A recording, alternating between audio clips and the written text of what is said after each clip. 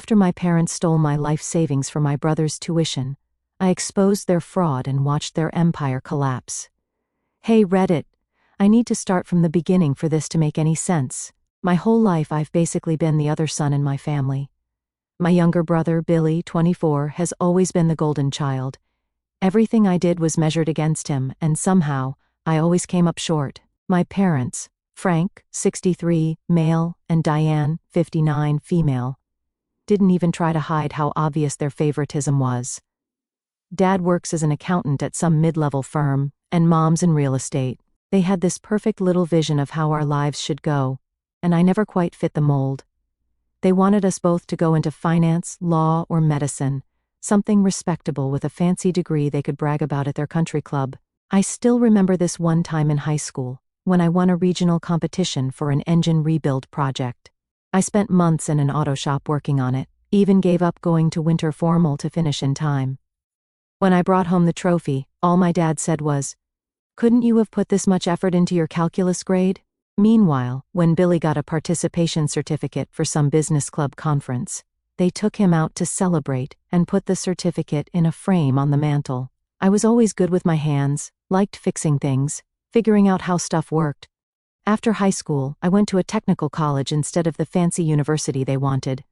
I became an HVAC technician. Dad actually told me at my graduation dinner that he was disappointed but not surprised.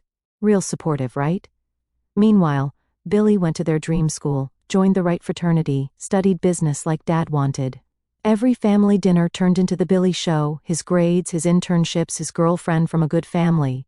I'd sit there, pushing food around my plate, while they'd gush over how he got some summer associate position at his buddy's dad's firm or whatever. When I started my own small HVAC repair business at 23, they barely acknowledged it. "That's nice, honey," was all Mom said before immediately asking Billy about his internship. The one time I tried to talk about landing a big contract with 3 apartment complexes, Dad just nodded, took a bite of his steak, and changed the subject to Billy's new car. For 3 years I worked my ass off building that business. 60 to 70-hour weeks, no vacations, barely any social life. My girlfriend, Jamie, stuck with me through most of it. She was studying to be a nurse and understood the hustle. We had this small apartment together. I'd come home late, covered in grease and sweat, and she'd already have food ready. It wasn't perfect, but it felt like we were building something together. There was this one night, about a year into running my business, when I got a call at 2 a.m. from a luxury condo building downtown. Their HVAC system had completely died during a heat wave, and the big companies were all booked solid. I dragged myself out of bed, spent 8 hours in a cramped maintenance room, sweating bullets to fix their system. The property manager was so impressed, he signed a maintenance contract on the spot. It tripled my monthly income overnight. When I called my parents to share the news, Dad answered, listened for maybe 30 seconds, then said he had to go because Billy just got an interview with Goldman Sachs. They didn't even ask how much the contract was worth. I was even saving up to propose to Jamie. I had my eye on this ring that wasn't anything crazy but was nice. I had it picked out and everything, started putting away a little cash each month in this fireproof safe I kept hidden in our closet. Old school, I know, but after watching my dad lose a bunch in the market crash, I didn't fully trust banks. Then last year, everything went to hell. I lost 2 major contracts when a bigger company with more resources undercut my prices. I couldn't make payroll for my 2 employees, good guys who'd been with me from almost the beginning. I had to sell all my equipment just to pay them their final checks. Watching my logo get painted over on the work van was like a freaking funeral. One of the worst days was when I had to let go of Mike, my main technician. The guy had 3 kids, a wife with medical issues, and had turned down a more stable job to stick with my company because he believed in what we were building. Having to tell him I couldn't make payroll anymore. Man, I still have nightmares about the look on his face. He didn't even get mad, just nodded and said he understood. That almost made it worse. 2 weeks after I shut down the business, Jamie dumped me. "I can't handle your negativity, and I need someone more stable," were her exact words. Found out later she was already seeing some doctor from her hospital. Guess nurses and doctors is a cliché for a reason. The guy was like 40, with a fancy car and a house in the suburbs. Can't really compete with that when you're sleeping on your friend's couch. So, there I was. 27 years old. Business gone, girlfriend gone, apartment I couldn't afford anymore. All I had left was about $16,500 in cash savings I'd been squirreling away in that small fireproof safe. Not exactly life-changing money, but enough to keep me from being completely screwed while I figured out my next move. I called my parents, swallowed what was left of my pride, and asked if I could crash at their place for a couple of months until I got back on my feet. The silence on the phone before they answered told me everything I needed to know about how welcome I was.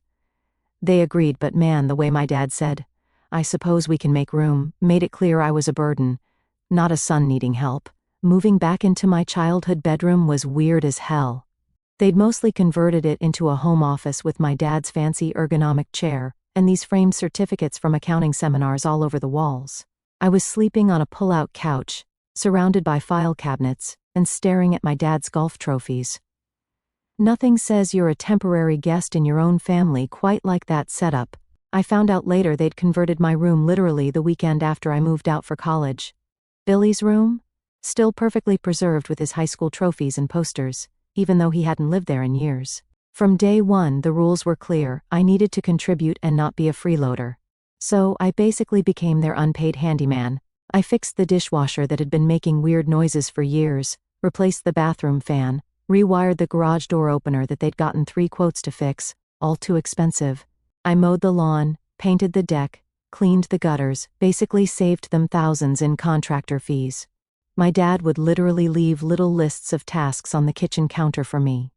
No good morning or how'd you sleep, just a yellow legal pad with jobs for today written at the top. Meanwhile, I was sending out resumes, going to interviews, trying to rebuild some kind of life. The kicker was when their neighbor slipped me a $50 bill after I fixed her sprinkler system. My mom saw and made me give it back, saying it was inappropriate and I should help the neighbors as a courtesy. Later that same day, I overheard her on the phone, bragging to her friend about how her son was so handy around the house and how much money they were saving on home repairs, like I was some kind of free labor they'd cleverly acquired. Billy would swing by for Sunday dinners in his shiny Audi, graduation gift from the parents of course, and act like I was the family charity case. He had this condescending way of asking, "How's the job search going?" while checking his expensive watch or scrolling through his phone. He was working at some investment firm downtown, constantly humble bragging about his clients and accounts and quarterly bonuses. My parents ate it up like it was candy. Billy's being considered for a promotion already. Billy just put a down payment on a condo. Billy's dating the daughter of the firm's partner. Meanwhile, I'd mention an interview I had for a maintenance supervisor position at a local factory, and they'd barely nod before asking if I'd fixed the leaky faucet in the guest bathroom yet. There was this one Sunday dinner that really sticks in my mind. Mom had made Billy's favorite meal, despite knowing I'm allergic to shellfish. When I pointed this out, she acted all surprised and said, "Oh, I forgot. There's leftover meatloaf in the fridge you can heat up," like I was the family dog getting scraps. Billy actually laughed. Right then, I should have known something bad was coming. The whole time, my safe with my savings stayed hidden in my closet behind some old winter coats. I never mentioned it to anyone. That money was my only safety net, my only shot at getting out of there with some dignity. I was planning to use it for first and last month's rent on a new place, once I locked down a steady job. About 7 weeks after I moved back, we had this big family reunion at my parents' place. Aunts, uncles, cousins, the works. My dad grilled overpriced steaks. My mom made a big show of her famous potato salad, literally just store-bought with extra mayo, and Billy arrived 2 hours late with his new girlfriend, Mackenzie, who looked like she'd walked out of a country club catalog, designer sunglasses, tennis bracelet, the whole 9 yards. My cousin Danny was the only one who actually treated me like a normal human being. He's a mechanic at this high-end garage, so I guess we're both the blue-collar disappointments of the family. We were catching up in the corner of the yard, talking about maybe going in together on a side business doing custom car modifications, when I noticed Billy giving me these weird looks all afternoon. At one point, I went inside to grab more napkins and caught him coming out of my room. He claimed he was just looking for the bathroom, which was bull since he grew up in this house and knows exactly where everything is. When he hugged me goodbye at the end of the day, it was this awkward, too long embrace that felt off, like he was trying to distract me from something. That night, after everyone left, I went up to my room and just had this gut feeling something was wrong. Call it intuition or whatever, but something felt off. I checked my safe, hidden behind the winter coats in the closet. It looked completely untouched from the outside. The keypad was fine, no scratches around the dial. I put in my code, turned the handle, and empty. Completely freaking empty. I literally sat down on the floor staring at it. Then, like an idiot, I closed it and opened it again, thinking maybe I was just tired and seeing things. But nope, my $16,500 was gone. Every single dollar I'd saved, everything I had left in the world. The feeling that hit me was like nothing I'd ever experienced. I tore through the whole room, looking for the money, thinking maybe I'd moved it and forgotten. I hadn't. I checked under the mattress, behind the drawers, inside my shoes, anywhere someone might hide cash in a hurry. I was tearing the room apart when my dad appeared in the doorway, leaning against the frame with this smug look on his face. He wasn't even trying to hide it. The family had a discussion, he said, all calm and collected, like we were talking about the weather. We decided it's time you actually contributed something meaningful. Then he dropped the bomb. They'd taken my money to pay for Billy's MBA application fees and first semester deposit. Said it was an investment in the family's future since Billy would actually make something of himself. I lost it, told him it was theft, plain and simple, said I'd call the cops. He actually laughed and said, "Who do you think they'll believe? The respected accountant or the failed handyman living in his parents' house?" That's when I looked him dead in the eye and said, "Then I guess you won't mind what happens next." He just smirked and walked away, like I was some kid making empty threats. Little did he know how serious I was. I couldn't sleep that night. Just lay there staring at the ceiling, this hollow feeling in my chest where my last bit of hope used to be. My own parents, the people who were supposed to love and protect me, had stolen from me when I was at my lowest, and they weren't even sorry about it. They thought they were right. I didn't sleep that night, just sat there in the dark, planning my next move. By 5 in the morning, I had packed everything I cared about, some clothes, my laptop, tools, and, most importantly, this old document folder my grandfather had given me years ago that my parents didn't know about. I left before anyone woke up, didn't even leave a note. Just got in my beat-up Toyota with the check engine light that had been on for months and drove. The gas gauge was hovering just above empty, so I stopped at an ATM to get cash for fuel, only to discover my bank account was overdrawn by $37. They'd thought of everything, probably figured I'd try to leave and made sure I couldn't get far. Luckily, I had about $43 in loose cash in my glove compartment, an emergency fund of spare change and crumpled bills, enough to get me on the road at least. By noon my phone was blowing up, missed calls from Mom, Dad, Billy, text messages, voicemails ranging from angry, "How dare you leave like this?" to fake concern, "We're worried about you," to actual threats, "You better not do anything stupid or you'll regret it." The most ridiculous message was from my mom, "We've always supported you and this is how you repay us? By running away in the middle of the night? What will the neighbors think?" Like that was the biggest problem here. What the neighbors would think about their son leaving, not that they'd stolen his life savings. I ignored all of them, and kept driving north to my Uncle Pete's place in Maine. He's my mom's older brother, but they haven't spoken in like 8 years, some big blowout at a Christmas party that no one talks about. He used to be some hotshot in construction management, until he got sick of the corporate BS, and bought this big piece of land in the middle of nowhere. I stopped at a gas station with free Wi-Fi and messaged him on Facebook, the only contact info I had. I waited an hour in the parking lot until he wrote back, "Come on up." Then I called him from the station phone. "Let me guess," he said when he picked up, "they finally showed their true colors."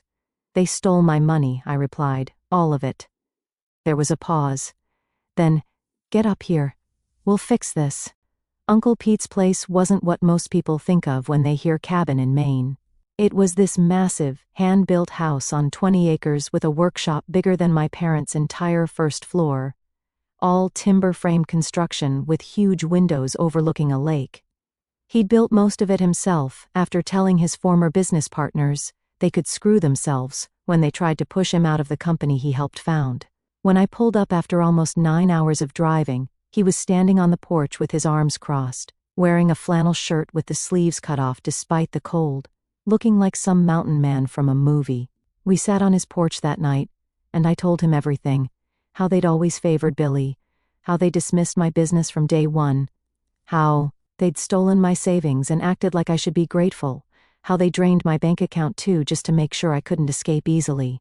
Pete didn't say much while I talked, just nodded and occasionally cursed under his breath.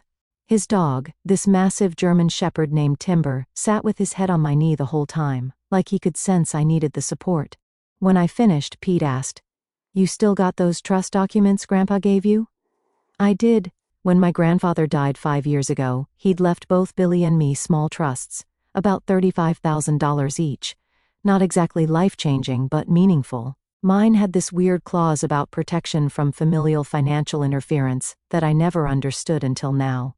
Grandpa was always the smart one, must have seen through my parents' BS years ago. Pete disappeared into the house and came back with a folder full of old papers. He dropped it on the table between us.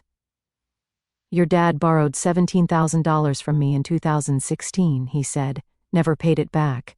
Kept saying, after the next bonus, or after the tax return. Funny how it's almost the exact amount he took from you, isn't it?"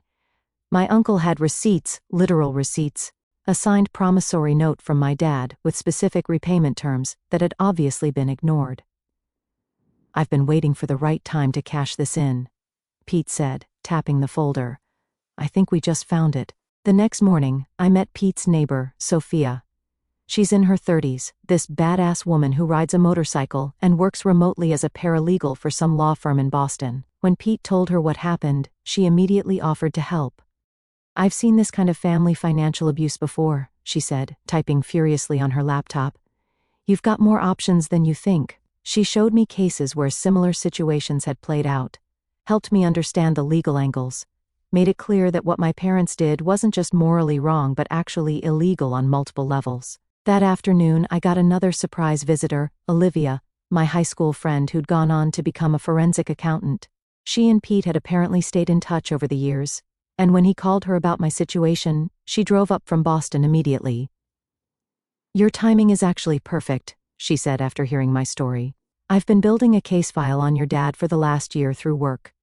Nothing I could officially act on yet, but there's a pattern of, let's call them, financial irregularities." Turns out, Olivia worked for a firm that specialized in tracking down hidden assets in divorce cases and financial fraud investigations, and my dad's name had come up multiple times in connection with clients who mysteriously had money disappear right before major financial disclosures. "This isn't just about your savings," she explained, pulling out her laptop and showing me spreadsheets that might as well have been in a foreign language. "Your dad's been playing a very dangerous game for years. What he did to you was just stupid enough to finally give us a way in." For the first time since finding that empty safe, I felt like maybe I wasn't completely screwed. In fact, I might actually have the upper hand. Over the next few days, we built a strategy. Sophia knew exactly which legal buttons to push. Pete had dirt on my dad going back decades from family gatherings and business dealings. Olivia had actual financial records that showed patterns of suspicious activity, and I had something they didn't know existed, a complete record of all the work I'd done on their house, with dates, materials, and what it would have cost them to hire professionals. I'd kept the log as a way to show potential employers my skills, but now it was something much more valuable, proof of unpaid labor. "This is gold," Olivia said, going through my records. "You've documented approximately $7,300 worth of skilled labor they should have paid for. Combined with the stolen savings, we're looking at a significant civil claim, even before we get into the potential criminal aspects." I made 3 calls, one to my grandfather's old lawyer, who handled the trust, one to Sophia's friend at the IRS, who loved family fraud cases, and one to my cousin Danny, who I knew I could trust. The legal wheels started turning. Documents were filed, official letters were sent. My parents received the first notice by certified mail 3 days after I left, a demand for repayment of the misappropriated funds, plus interest, along with a formal notice that the trust was being reviewed for evidence of unauthorized access. 10 minutes after delivery, Billy called me. "What the hell did you do?" he hissed into the phone. I hung up without answering and blocked his number. That weekend, Pete and I were clearing out his basement when we found boxes of old home videos. Most weren't labeled, but one caught my eye. Frank's 40th, Lake House. We watched it that night on Pete's ancient TV. Most of it was boring family stuff, awkward dancing, bad jokes, But about halfway through the footage of the party, there was my dad, visibly intoxicated by the fire pit, bragging to my uncles about financial tricks he used. "The key is to always have money moving," he slurred on the video. "The IRS can't track what they can't see. Hell, I've got accounts they don't even know about." Then he laughed and added, "I could take money from my own kids' accounts, and they'd never know the difference." Pete and I looked at each other. "When was this?" I asked. 7 years ago, Pete said. "Your dad has always been exactly who he is." I made a digital copy of that clip and several others, then sent the file to Sophia and Olivia, who forwarded it to their lawyer friend who was helping us navigate the legal stuff. Olivia was particularly excited about the video. "This corroborates exactly what we suspected," she said. "It's one thing to have suspicious patterns in financial records, it's another thing entirely to have video admission of intent to commit financial fraud." 2 days later, my mom called, sobbing so hard I could barely understand her. "What have you done?" she cried. "They're saying we could lose the house. Your father is beside himself. How could you do this to your family?" Notice she didn't apologize for stealing my money, didn't even mention it. It was all about them, their house, their reputation, their feelings. Classic narcissist playbook. I let her finish, then simply said, "You should have thought about that before you stole from me," and hung up. Pete was sitting across from me at the kitchen table. He didn't say anything for a while, just sipped his coffee, then looked up with this gleam in his eye. "Ready to make them really sweat?" A week later, my parents reached out through their lawyer, said they wanted to meet to resolve this situation as a family. They suggested dinner at this overpriced Italian place my dad loves to show off at, the kind of restaurant where the waiter lists off specials that don't have prices, and my dad always orders the most expensive thing to prove he can. Pete and Sophia thought it was a trap, that they'd try to manipulate me emotionally or, worse, try to get me to say something they could use against me legally. But I saw an opportunity. "Let them think they're setting me up," I said. "Meanwhile, I'll get everything out of their mouths and record the whole thing." Both Pete and Sophia liked the plan. Olivia said she'd come too, sit at the bar to watch. They hadn't seen her since high school, so she'd blend right in. The night of the dinner, I arrived 20 minutes early and got a table in the back corner with good acoustics. I had my phone set to record in my jacket pocket, plus a backup recorder in my wallet that Sophia had given me. Maine is a one-party consent state for recording, so what I was doing was completely legal. They showed up right on time, all of them dressed like this was a business meeting, not a family dinner. Mom had this fake smile on her face. Dad looked annoyed, like this was all a big inconvenience. Billy looked nervous, kept fidgeting with his watch. Dad extended his hand, like we were closing a deal. I ignored it. "Let's just sit down," I said. The whole dinner was this weird performance. They took turns telling me how concerned they were about my mental state. Dad tried to explain that taking my money was actually for my own good, because I clearly couldn't manage it responsibly. He cited the failed business as proof. Mom kept dabbing at her eyes with a napkin, talking about how the family name was being dragged through the mud, and how their friends at the country club were starting to ask questions. Olivia was there, keeping tabs from the bar. She didn't miss a word. Billy was the worst. He actually said, "Bro, I'm sorry you're upset, but it was a family decision. We all agreed your money would be better used for my MBA. I'll pay you back someday when I'm making the big bucks. You should be happy. I'm going to turn it into way more than $16,500. I just kept asking questions, playing dumb. So, you all voted to take my money without asking me? And Dad, you knew the combination to my safe, how exactly? Mom, were you aware that taking someone's money without permission is legally theft? By dessert, they thought they were winning me over. Dad ordered an expensive drink to celebrate family coming together. That's when they slipped up. The funny thing is, Dad said after finishing his glass, we didn't even need your money for Billy's deposit. We could have covered it ourselves. Mom giggled. But why would we use our vacation fund when you had cash just sitting there doing nothing? Billy chimed in. Besides, it's not like you were using it for anything important. You were just hiding it while living rent-free in our house. Dad raised his glass. To family priorities, he said, clearly thinking he'd won. I pretended to check my phone, confirmed I'd gotten everything recorded clearly, then looked up at them. Thank you for making this so easy, I said quietly. What do you mean? Mom asked, her smile faltering. I mean, I just needed you to admit what you did and why you did it, and you just did. The color drained from Dad's face. Billy started spluttering something about family privacy. Mom just stared. I stood up. Enjoy your dinner. The bill's on you, obviously. Walking out of that restaurant was one of the best moments of my life. I could practically feel them staring at my back as I pushed through the door. Olivia followed a few minutes later, practically bouncing with excitement. That was freaking perfect, she said. Your dad just confessed to theft with witnesses present. The next morning I sent the recording to our lawyer. By noon they had filed amended complaints, adding admissions of premeditated theft, conspiracy, and financial abuse. But that was just the beginning. Uncle Pete had been busy too. Remember that promissory note my dad signed for the $17,000 loan? Pete had filed it with the county clerk, along with a lien against my parents' house. They'd been trying to refinance to pay for fancy renovations, granite countertops and some ridiculous outdoor kitchen setup. Now they couldn't. The bank froze the application instantly when the lien appeared. Olivia went into full forensic accountant mode, working with Sophia's IRS friend. She was particularly interested in something my dad mentioned on the recording about moving money between accounts to hide it.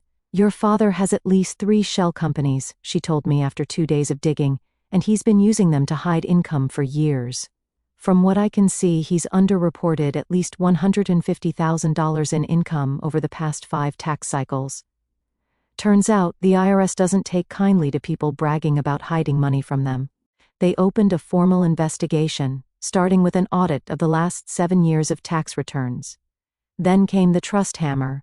My grandfather's trust had specific conditions. If any family member tried to unduly influence or coerce financial decisions related to the beneficiaries, control of both trusts would revert to the executor, who happened to be my grandfather's oldest friend, a retired judge named Harold. When Harold heard the recording and saw the evidence, he was furious. Not only did he freeze Billy's trust completely, he triggered the penalty clause, which meant my parents were now required to account for every penny they'd managed from either trust over the past 5 years. That's when we discovered they'd been skimming from Billy's trust too, borrowing money for years while telling him it was just growing slowly because of market conditions. They'd taken over $20,000 from his trust fund for their own expenses. Things like their fancy anniversary trip to Italy and Dad's ridiculous midlife crisis car. 3 days after the dinner, I drove by my parents' house out of curiosity. There was a black sedan in the driveway with government plates. My dad was standing in the front yard, red-faced, gesturing wildly, while a woman in a suit took notes. Mom was visible through the window, sitting at the kitchen table with her head in her hands. Guess the IRS doesn't waste time when they smell blood in the water. But what I didn't expect to see was the neighbors gathered across the street, not even trying to hide the fact that they were watching the whole thing. Later, Danny told me the story had spread through the entire neighborhood. Everyone knew my parents had stolen from their own son, and now they were facing federal investigators. For people who cared so much about appearances, this had to be their worst nightmare. My mom called me that night, not crying this time, screaming. "Do you have any idea what you've done?" she shrieked. "Your father might lose his license. The firm is putting him on leave. We can't access any of our accounts. Even our credit cards are frozen. They're saying something about identity fraud." All the neighbors saw the government agents. The neighbor wouldn't even look at me at the mailbox. I waited until she ran out of breath. "Sounds like consequences," I said, and hung up. Meanwhile, Olivia had been digging deeper into my parents' financial history and found something interesting. A quiet little account in my name that I never knew existed. Apparently, when I was 18, my dad had opened it using my social security number, claiming it was a custodial account for educational expenses. He'd been filtering money through it for years, using it as a tax shelter. You know, classic identity fraud, Olivia explained. He opened the account when you turned 18, so technically you were an adult, and the bank wouldn't require your presence if he had all your documentation, which, as your parent, he would have had access to. That discovery led to 3 more accounts, all using variations of my or Billy's information. Classic identity fraud, the kind that carries actual jail time. I sent an anonymous tip to my dad's firm about potential financial improprieties involving client funds. Given the ongoing IRS investigation, they couldn't afford to ignore it. They launched an internal audit the same day, put my dad on administrative leave pending the results. Then I called my cousin Danny, who works at the garage where my dad gets his precious BMW serviced. Turns out, Dad had been running a little side scam for years, claiming business expense deductions for personal vehicle maintenance. Danny had copies of service records where my dad specifically asked them to change the description on the invoices from detailing to client meeting transportation preparation. Those went straight to the IRS too. By the end of the week, my dad was fully suspended from his firm. My mom's real estate broker had temporarily deactivated her license pending the investigation. Billy's MBA acceptance was under review due to financial irregularities in his application. That's when I got a text from Billy, "You've destroyed everything. Happy now?" I replied with just one word, "Yes." A month into the legal proceedings, I got a call from a number I didn't recognize. It was Mackenzie, Billy's girlfriend. "Your brother is a mess," she said. "He can't sleep, barely eats. Your parents call him crying multiple times a day. They're saying they might lose the house." I asked, and he wanted me to ask if there's anything they can do to make this stop? "They're desperate." I thought about it for a minute. "Tell them I want my $16,500 back, plus $10,000 for the work I did on their house, and I want it by the end of the week.